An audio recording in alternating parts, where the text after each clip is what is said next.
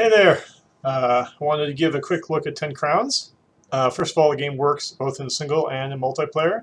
We have a multiplayer version that's sort of built around teams, where you can have like 2v2 or 3v3. You play together. It can run either asynchronously or synchronously, and it's pretty fun. It works really well with the energy model in terms of moving a unit. Every time you move a unit, it costs 1 energy.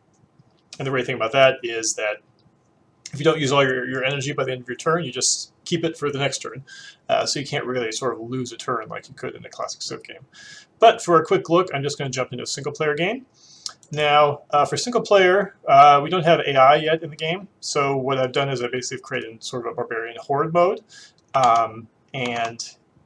So basically, there's all of the elements of like building a city and making units and research technologies and building improvements and all that stuff that you have in a regular game of Civ.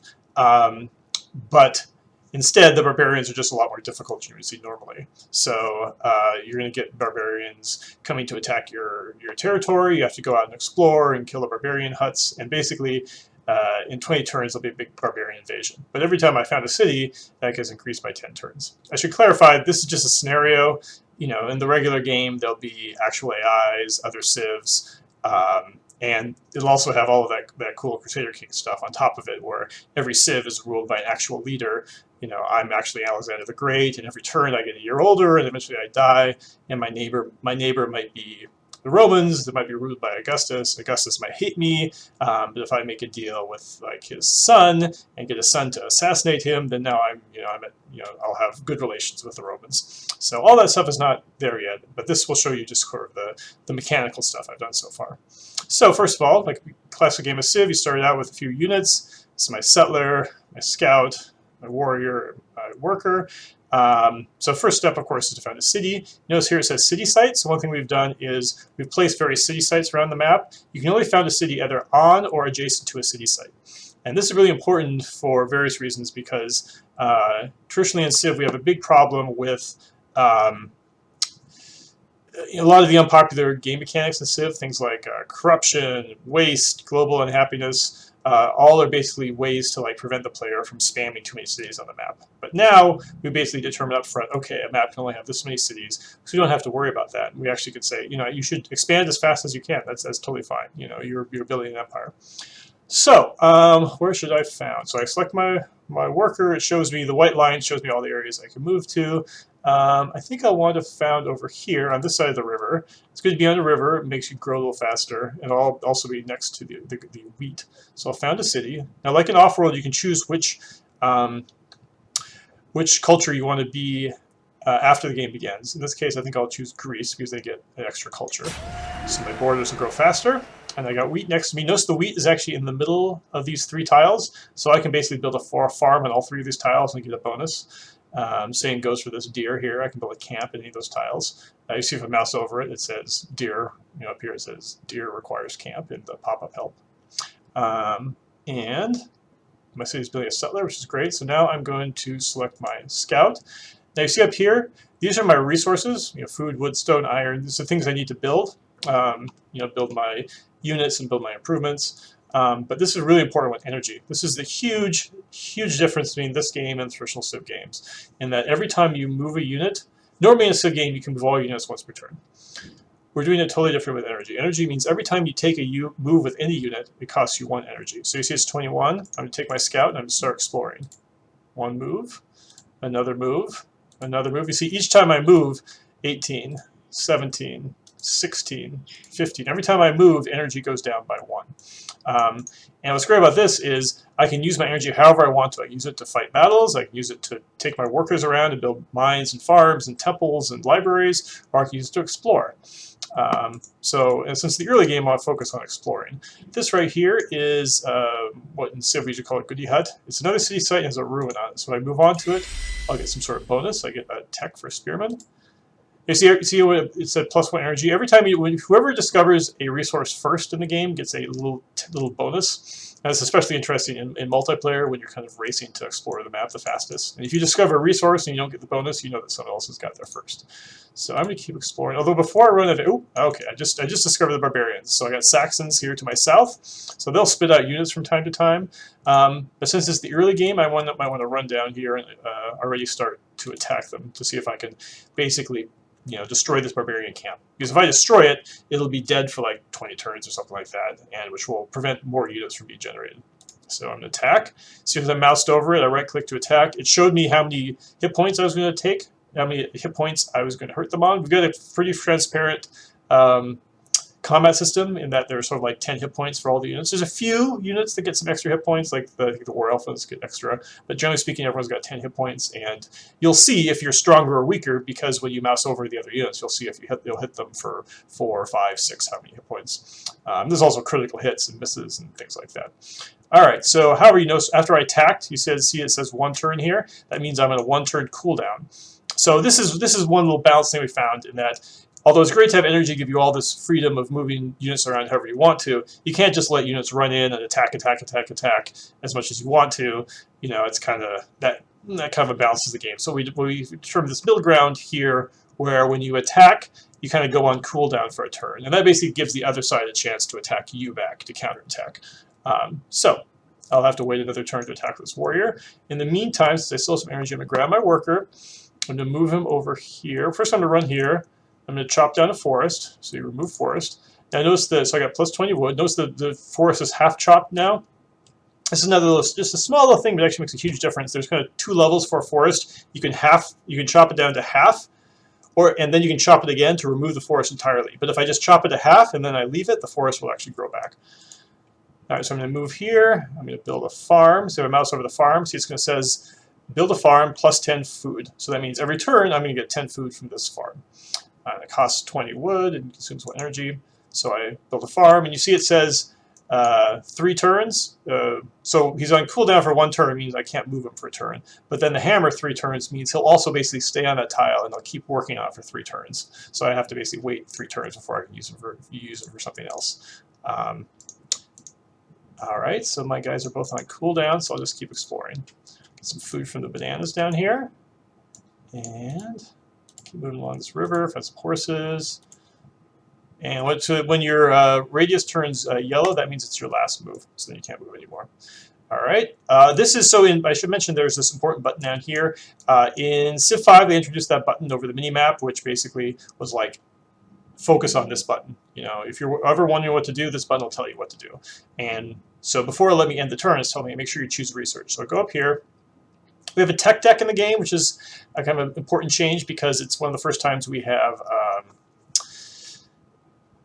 well, actually the first time I can think of, an actual dynamic tech tree in a Civ-style game. So the way this works, it kind of borrows elements from like deck building games. So imagine you start the game with like 6 decks, or 6 technologies in your deck, and you flip 3 over. So in this case, the first 3 to get flipped over: Slinger, Road, and Buy Tiles. These are 3 technologies I can research. So I'm going to pick one. I'll pick Buy Tile. That allows me to take my worker and buy tiles for gold that are next to my city. The other 2 I didn't research, they go in the discard pile. So after this is done, I'll flip over the next 3. But every time you research a tech, like if I mouse over Buy Tile, you see down here in the pop-up help it says leads to barracks, leads to cottage. So when I research by tile, I'll put the barracks card. Excuse me. I'll put the barracks card and the cottage card in the discard pile. So those will then get shuffled back into the deck once the discard pile is full.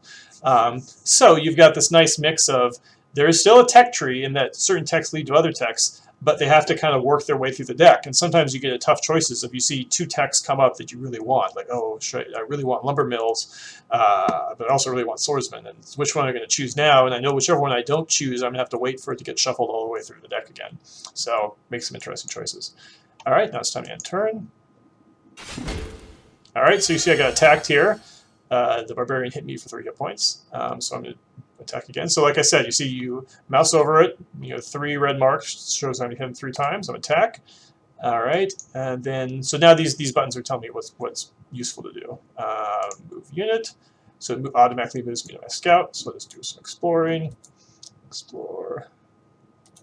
Exploring. Ah, I found another good unit. Got some food. If you notice when you move on a hill, you kind of see a little bit farther than you could normally. Or sometimes you can see like mountains in the distance if they're a ways away. Alright. My turn, to get attacked again. Alright, I'm getting close. I should be able to kill him next turn. Oh, I missed. Alright, well, I only hit him for 1 hit point. That's actually bad, because I might not be able to kill him in time. Alright. So, what do I want to research? I'm going to research mine. So I can build mines, which could be iron, which is important for building units. Alright, so move here. Keep exploring. Alright, found some luxury. This is silk. So luxury resources are important because if you build plantations on them, will actually give you +1 energy a turn. So there are ways in the game to like sort of get more energy for later when you have more units. Press end turn. He hit me. So here's the thing. If I hit him, he'll be down to 1 hit point, but he'll hit me back for 3 hit points. So what I'm going to do is I'm going to run back home. I'm going to go here and I'm going to heal. So it costs 1 energy, but it gave me 3 extra hit points. Oh, my worker is awake. So he finished his farm. I don't have a mine yet, so I probably should just build another farm. So I go there, build another farm, keep exploring. Oh, found the gulls. All right. And stay away from them. Also, you notice if your scout is in the forest, he has a little eye on it. That's with a cross in it. That means if you're in a forest or a jungle, you're invisible if you're a scout to other units. And turn. All right, so I got 6 hit points now. So if I go back there, I should be able to. Should be enough to take him out. Oh, he's fortified, so that's why I only hit him for 2 damage now. All right, I'll hit him again. And I'm going to research slingers. They're the first ranged unit you can get. Click here, move another unit. Okay, back to the scout. Keep exploring. Oh, great. Another city site. It's iron. And so remember I said that when it shows yellow, so one thing with the scout, usually I try to move into a jungle or forest at the end of your turn. So the yellow kind of helps remind you to do that. Alright, so as long as you don't miss, I should take this guy out. Great. Alright, so I killed the city site, got +5 energy. You get a bonus basically when you kill a barbarian camp. Now you see that it's dead. It's a dead settlement, and I can actually move I've got a settler here. I can move my settler down here and found a city site. However, it looks like a warrior got popped out just right afterwards. And so I want to make sure that I'll go back to Athens here. Select Athens. I'll probably want to build another warrior because I've got a warrior close to home. He can come up. He'll come up here. He'll maybe pillage my farms or attack my city. So I want to make sure I have at least 2 warriors to take him out, especially since this guy has only 3 points left. So I'm going to grab my settler. Maybe I will settle. I'll settle over here by the elephants because elephants are kind of one of those luxury resources. So you can basically build camps on them and get extra energy. So I'm going to found a city here, and I'll make another worker, and so that will I'll get a worker, which I'll be able to start building those camps. All right, keep exploring. Over here, find that sheep. Keep looking. Turn. Oh.